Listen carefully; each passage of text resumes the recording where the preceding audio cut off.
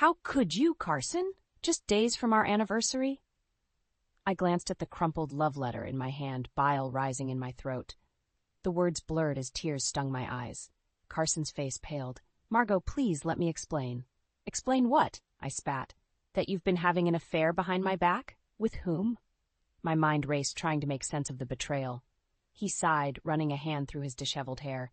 It was a moment of weakness, a mistake. It didn't mean anything. Didn't mean anything? I echoed, my voice trembling with rage. Then what is this? I waved the damning letter in his face. Carson flinched, his eyes downcast. I'm sorry, Margot, truly, but we can't tell my mother. Not now. You know how fragile her health is. His mother, Faye, the woman who had embraced me as her own daughter when Carson and I married 5 years ago. A pang of guilt twisted in my gut, but it was quickly overshadowed by the bitter taste of betrayal. So, you expect me to just pretend everything is fine? I asked, incredulous.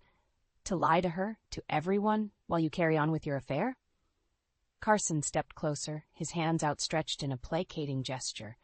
It's over, I swear. It was a foolish mistake that won't happen again. But if we tell her now, so close to our anniversary, it could devastate her. Please, Margot, for her sake, let's keep this between us for now. I searched his eyes, desperate for any glimmer of truth, any sign that the man I loved was still in there. But all I saw was a stranger, a coward willing to sacrifice my trust for his own selfish reasons. Clenching my jaw, I nodded curtly. Fine, we'll keep up appearances for now, but mark my words, Carson, this isn't over. You've shattered my trust, and I won't forget that. Relief washed over his features, but I felt no satisfaction, only a hollow ache in my chest. As he reached out to embrace me, I recoiled, my body rigid with resentment. In that moment, a seed of determination took root within me. I would play along, bide my time, and when the opportunity presented itself, I would unleash the full force of my fury. Carson's betrayal would not go unanswered, and he would soon learn the true cost of his deceit. With a steely resolve, I turned away, already plotting my revenge.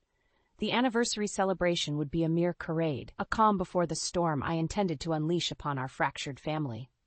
Margot, I don't trust her taking care of you, Carson murmured as he caressed my swollen belly. But there's no one else. I swallowed hard, my voice trembling. I'll be fine, Carson.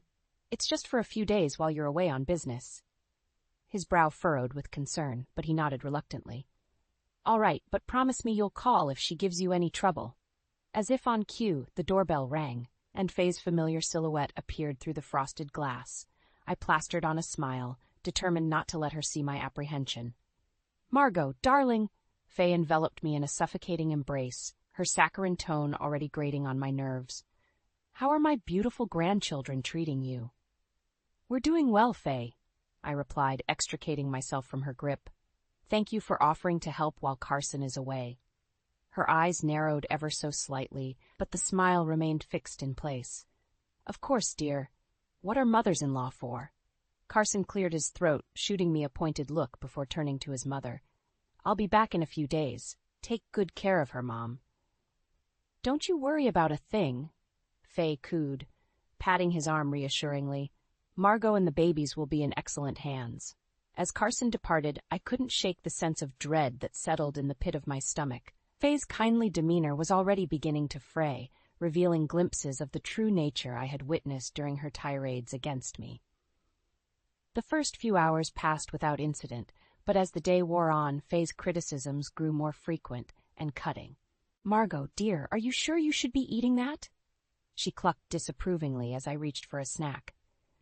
You wouldn't want to put on too much weight, would you? I bit my tongue, reminding myself that confrontation would only escalate the situation. Later, as I attempted to tidy up the living room, Faye squeaked loudly.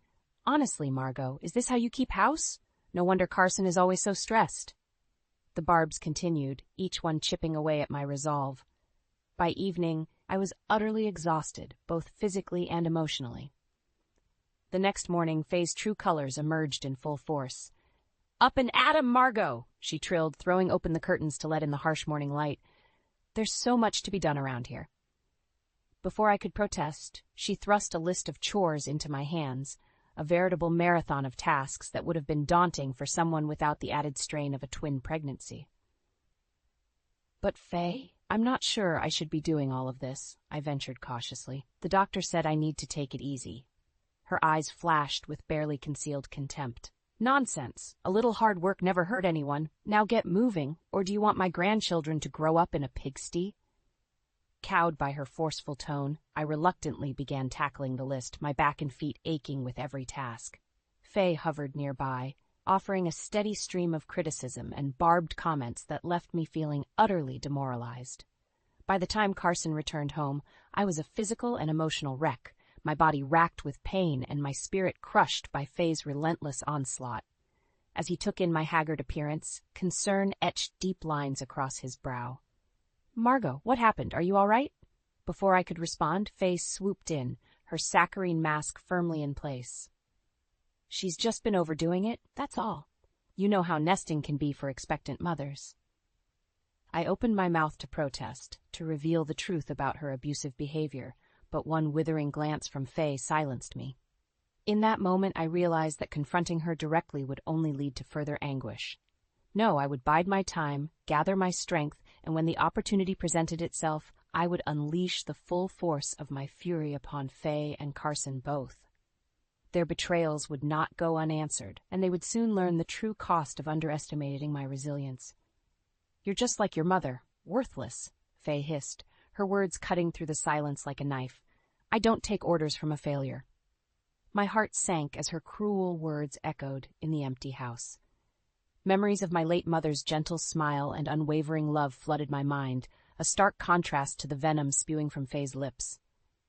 "How dare you speak about her like that?" I managed, my voice trembling with a mixture of grief and rage. Faye's lips curled into a contemptuous sneer. "What? You think you're better than me? Than this family? You're nothing but a leech, leeching off my son's success." I recoiled as if struck, her words cutting deeper than any physical blow. Was this truly how she saw me, after all these years of trying to be the perfect daughter-in-law? "I've given everything to this family," I protested, my hands instinctively cradling my swollen belly. "These are Carson's children I'm carrying." Faye's gaze dropped to my midsection, her expression twisting into one of disdain. "Don't flatter yourself. Once those brats are born, you're out of the picture, I'll make sure of it." A chill ran down my spine as the full weight of her threat sank in. She meant to take my children from me, to sever the bond between a mother and her newborns. The thought was utterly unthinkable. Yet I knew in that moment that Faye was capable of any cruelty imaginable. "You're a monster," I whispered, hot tears stinging my eyes. Faye's laughter was cold, devoid of any warmth or humor. "I'm a realist, dear, and the reality is you're not fit to be a mother, not to my grandchildren." In that instant, something shifted within me. The fear and grief that had paralyzed me moments before gave way to a burning determination. I would not allow this bitter, twisted woman to dictate the course of my life or my family's future. Squaring my shoulders, I met Faye's icy glare with a steely resolve of my own. "You're wrong, Faye. I am a mother, and I will fight with every breath in my body to protect my children from your poisonous influence." Her eyes narrowed dangerously, but I held my ground, emboldened by the knowledge that I was fighting for something far greater than myself. "We'll see about that," she spat, turning on her heel and storming from the room. As her footsteps faded, I sank onto the couch, my hands trembling as I fumbled for my phone. With shaking fingers, I typed out a message to Carson, pleading for his help, his intervention. But even as I hit send, a part of me knew that this battle could not be won through his involvement alone. Faye's hatred ran too deep, her grip on our family too tight. No, if I wanted to truly free myself and my children from her toxic grasp, I would need to take matters into my own hands. And as I felt the tiny flutters of life within me, I knew that I would stop at nothing to ensure their safety and happiness. The war had begun, and I would emerge victorious, no matter the cost. "You think you're special because you're carrying his babies? Once they're born, you're out." Faye's words cut deeper than any knife, slicing through the fragile peace I had managed to maintain. I clutched my swollen belly protectively, as if shielding my unborn children from the venom dripping from her tongue. "What are you saying, Faye?" Her lips twisted into a cruel smirk. "Exactly what you think, dear. Once those brats are out of you, I'll make sure they stay right where they belong, with their real family." A chill ran down my spine as the full weight of her threat sank in. She meant to take my children from me, to sever the sacred bond between mother and child before it could even form. "You're insane," I breathed, my voice trembling with a potent mixture of fear and rage.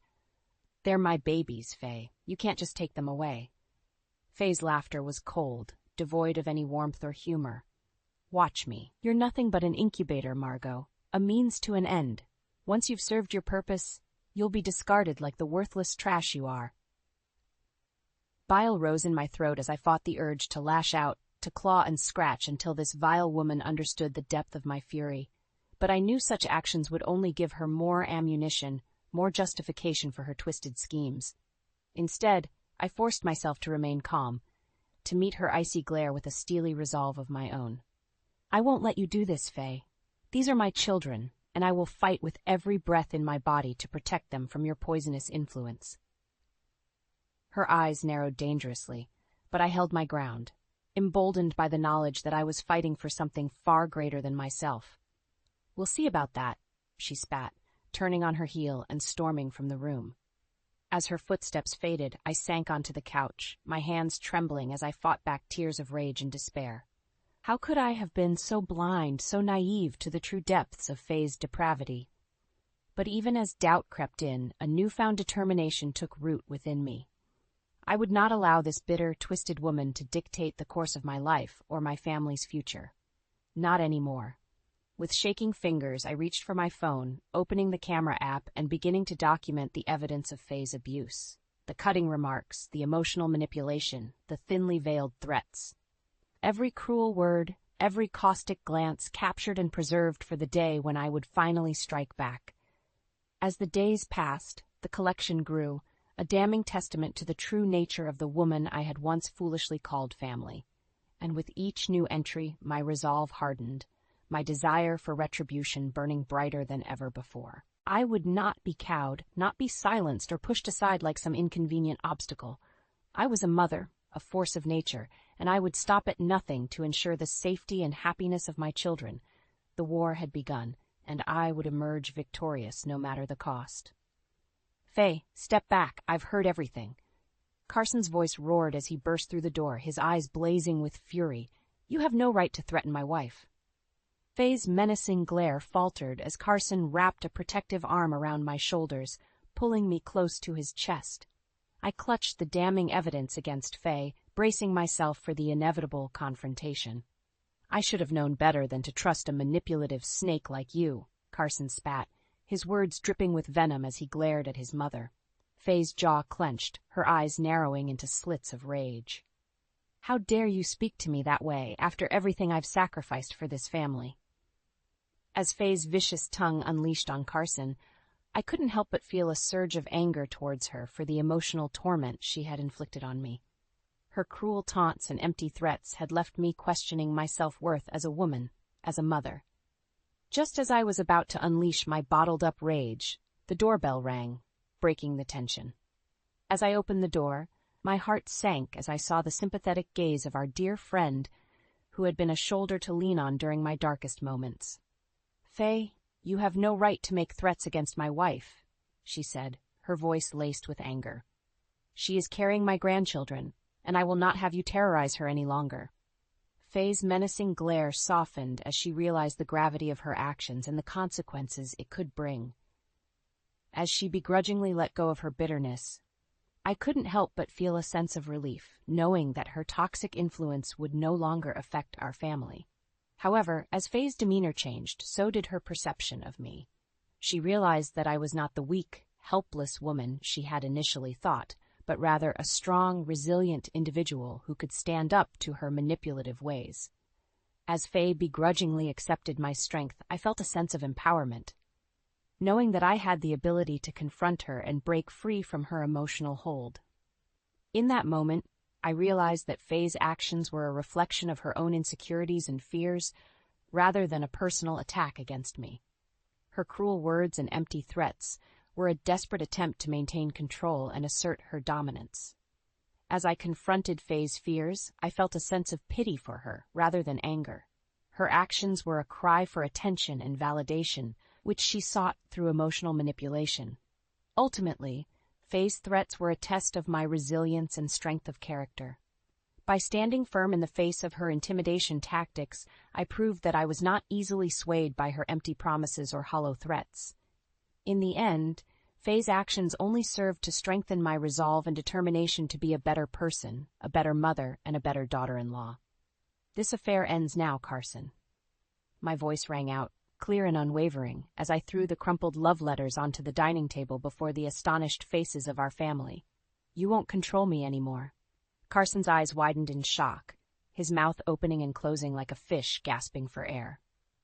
Beside him, Faye's expression contorted into a mask of rage, her hands clenching into tight fists. "How dare you bring this filth into my home?" she hissed, her gaze boring into me with a hatred I had never seen before. I met her glare with a steely resolve, emboldened by the knowledge that the truth was finally out in the open. "Your home? This is my home too, Faye. Or have you forgotten that I'm Carson's wife?"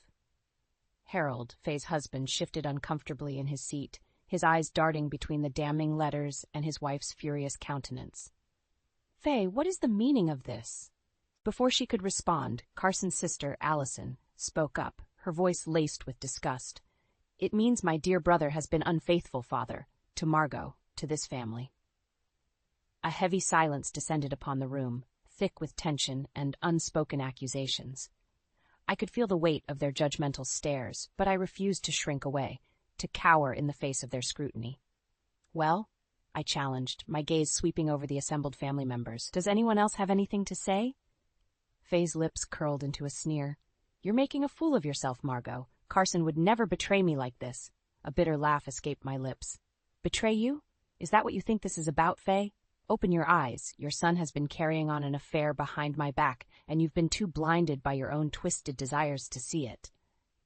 Carson flinched as if struck, his face flushing with shame.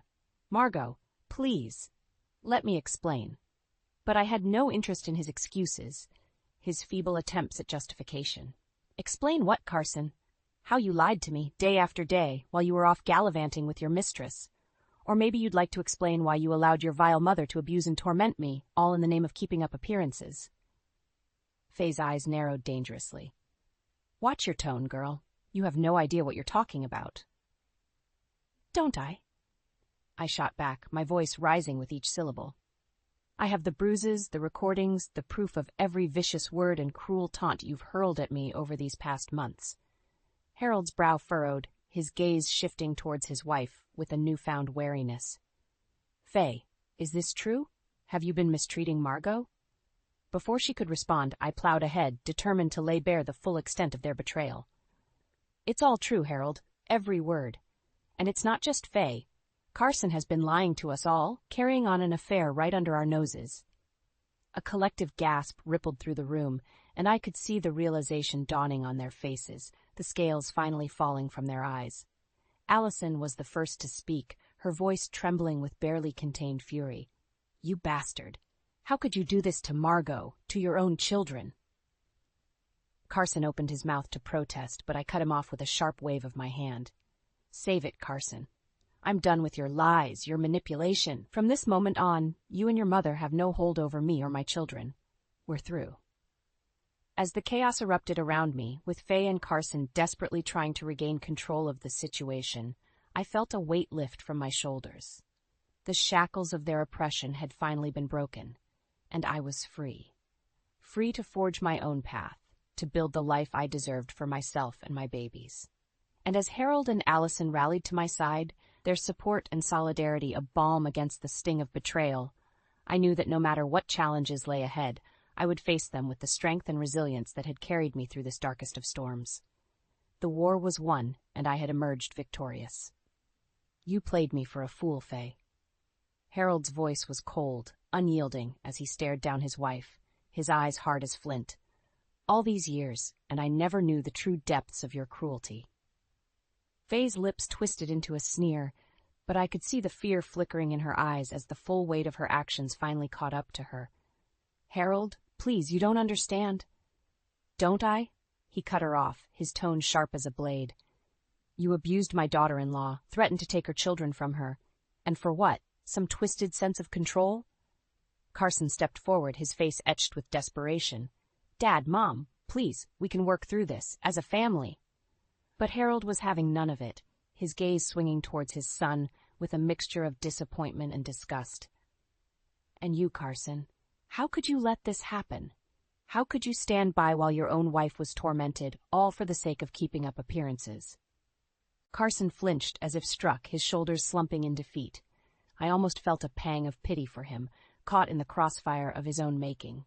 Almost. "I never meant for things to go this far," he mumbled, his voice barely audible. "I was just trying to protect Mom, to keep the family together." A bitter laugh escaped my lips before I could stop it.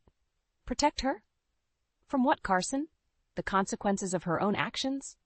Allison stepped forward, her eyes blazing with righteous fury as she glared at her brother and mother. "You're both pathetic. Margot has shown more strength and resilience in these past few months than either of you could ever hope to muster."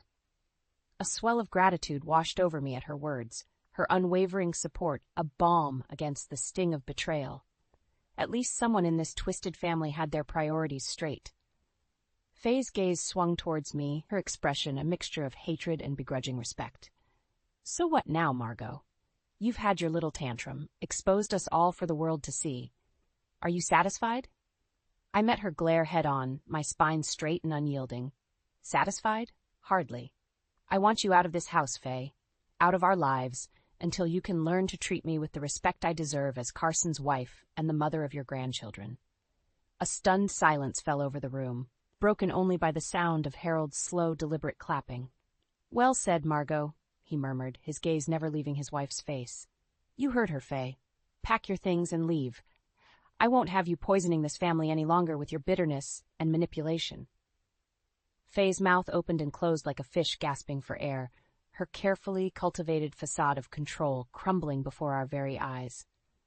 "Harold, you can't be serious." But the look in his eyes brooked no argument, no room for negotiation. For once, the iron-willed matriarch had met her match, and she had no choice but to bend to the collective will of those she had sought to dominate for so long. As she stormed from the room, her parting glare promising retribution, I couldn't help but feel a sense of victory, of hard-won triumph. The battle had been fought, the war won, and though the scars of betrayal still stung, I knew that I had emerged stronger, more resilient than ever before.